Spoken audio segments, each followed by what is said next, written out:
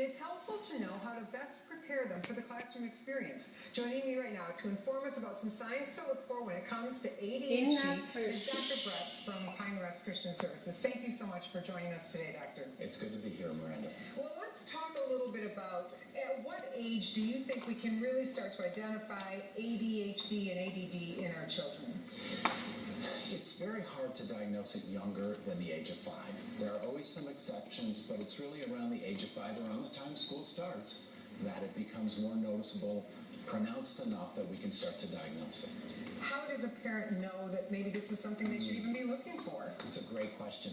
A lot of times you start to get feedback from outside sources because as a parent, you're growing up with this child. Right, this you're seems looking normal. for the best Yes. in this child. Mm-hmm. So it's really a lot of times teachers and other adults that might be involved in this child's life that start to give you some clues that maybe the energy level of your child is a little bit more than other children, or just the inattentiveness. It's interesting with the energy level, it's very easy to see that. Right. So it's easy to start to pick up on that, kids that have too much energy. It's really more those kids that have a hard time with inattention, with paying attention, that it's harder to find that sometimes, and that's what we start to see more as school starts. Now, I know I should know this, but I don't. What's the difference between ADHD and ADD? Really, there is no difference. It's good. Okay, I thought I was giving you that. Exactly. No, it's really the same thing, but there are two different subtypes. There are actually a couple different subtypes. So some kids have more of the inattention.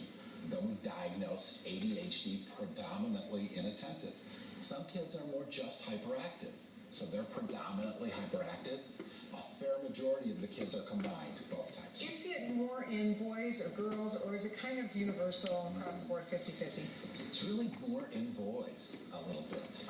So we do see it more with boys. Now, I know that when we say things to parents like, your child may have ADD or ADHD, it can be frightening because we're afraid of the medications. It's kind of a misunderstood diagnosis. What are you recommending for parents? It really is. I think it's hard for parents because sometimes there's a tendency to, as a parent, to say, what am I doing wrong? And that brings up some of that fear. But it's really not about good parenting or bad parenting. It's about the child, and it's about what the child is struggling with. So we best understand ADHD as a weakness in brain development. Just as all of us are taller or shorter, we all have brains that develop a little bit differently as well. So it's really about a weakness in an area of the brain that really helps us to focus our attention. So I think it's important for parents to understand that it's something your child's going to struggle with just as if they have diabetes. So let's get them the help they need. Exactly. So if a parent needs help, talk with your school, call Pine Rest. There are resources in our community, aren't there? There are lots of resources, and certainly Pine Rest, we do testing as well as therapy. So you bet. Thank you so much for your help in helping our kids succeed. We really appreciate it. Well, thank you for having me. Thank you. We'll be right back.